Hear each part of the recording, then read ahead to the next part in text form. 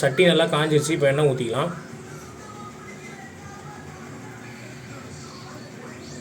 போதும். இப்போ எண்ணெய் வந்து சூடாகிடுச்சு. இப்போ பட்டை வகையை சேர்த்துக்கலாம்.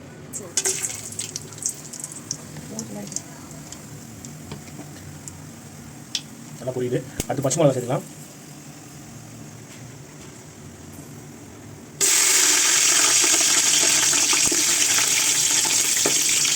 வெங்காயம் சேர்த்துக்கலாம்.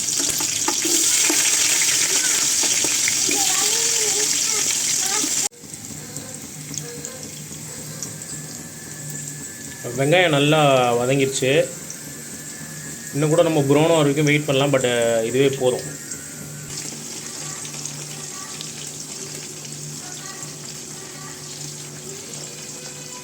புதினாவும் சேர்த்துக்கலாம்.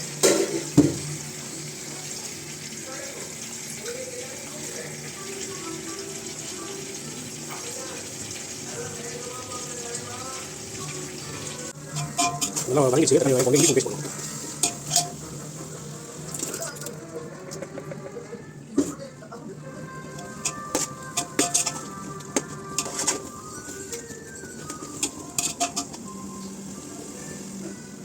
நல்லா அப்படியே சேர்ந்து குக் ஆகும். கொஞ்சம் ஸ்லோ பண்ணி வைங்க.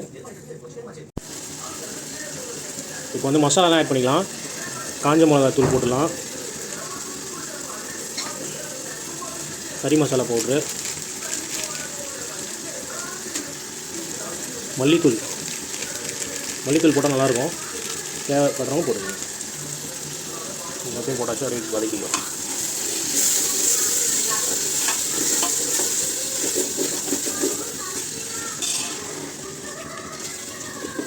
நல்லா ஸ்லோ ஃப்ளேமில் வச்சுட்டு ஒரு 5 நிமிஷம் மூடி வச்சுக்கணும். அதுக்கப்புறம் வந்து நம்ம கறி ஆல்ரெடி ஃப்ரிட்ஜில் வச்சுருக்கோம்ல, அதை எடுத்து ஆட் பண்ணிக்கலாம். ஆல்ரெடி நம்ம கறியை மேக்னேட் பண்ணி ஃப்ரிட்ஜில் வச்சுருந்தோம். கொஞ்சமாக உப்பு, தயிர், மஞ்சத்தூள், இஞ்சி பூண்டு பேஸ்ட்டு இதெல்லாம் சேர்த்து நம்ம ஃப்ரிட்ஜில் கொஞ்ச நேரம் வச்சோன்னா அது எல்லாமே ஃப்ளேவர் வந்து கறிக்குள்ளே நல்லா இறங்கிடும். அது வந்து நம்மளுக்கு சீக்கிரமாக வேவும் செஞ்சிடும். அது சாப்பிடும்போது அது நம்ம அப்படியே தட்டினாலே அந்த பீஸ் எல்லாமே செதறி விடும் கீழே. இதுக்காக தான் நம்ம அதை மேக்னேட் பண்ணி ஃப்ரிட்ஜில் வைக்கிறோம். நார்மலாக வெளியில் செய்யும்போது வந்து பார்த்திங்கன்னா ஒரு 1 hour 2 hour ஊற வச்சா அது வெயில் வச்சாலே மேக்னேட் ஆகிடும். இப்போ பாருங்கள், நல்லா அந்த ஸ்லோ ஃப்ளேமில் வச்சு அந்த கலர் பாருங்கள் எப்படி இருக்குது. இப்போ வந்து நம்ம கறி ஆட் பண்ணிக்கலாம். நம்ம 3/4 கிலோ ரைஸ்க்கு 1.25 கிலோ கறி செய்கிறோம்.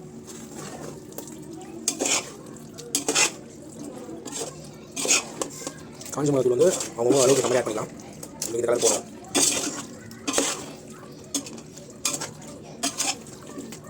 நம்ம வந்து உப்பு போட்டுருவோம்.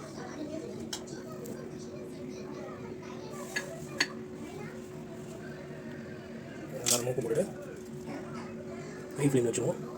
கறி நல்லா குக்காகி அதோட தண்ணியை விடும். இந்த தண்ணியிலே புரியும் போது அதில் நம்ம ரைஸ் போட்டு அதுக்கப்புறம் தேவையான தண்ணி வைப்போம். இப்போ வந்து லெமன் புரிஞ்சிக்கலாம்.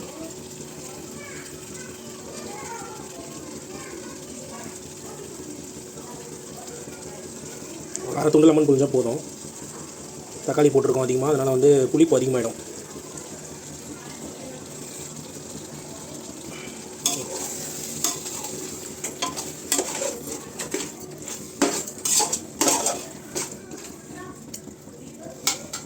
தயிர் கொஞ்சம் ஊற்றிக்கலாம். ஆல்ரெடி நம்ம வந்து இதில் கறியில் தயிர் போட்டிருக்கோம். தேவையில்லை, இருந்தாலும் கொஞ்சம் லைட்டாக ஆட் பண்ணிக்கலாம்.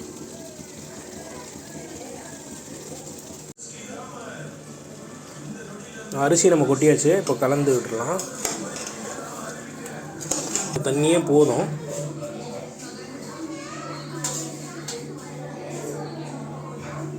இப்போ நல்லா ஹை ஃப்ளேமில் வச்சுட்டு தட்டு எடுத்து மூடிட வேண்டியதுதான். ஒரு 15 நிமிஷத்துக்கு அப்புறம் வந்து தட்டு ஓரத்துலேருந்து புகை வரும். புகை வரும்போது ஹை ஃப்ளேமை லோ ஃப்ளேமாகவே ஒரு 20 நிமிஷம் வச்சோன்னா சூப்பராக ரெடி ஆகிடும். இப்போ நாங்கள் வந்து அந்த தம்மை உடைக்கிறோம். எப்படி புகை வருது பாருங்கள்.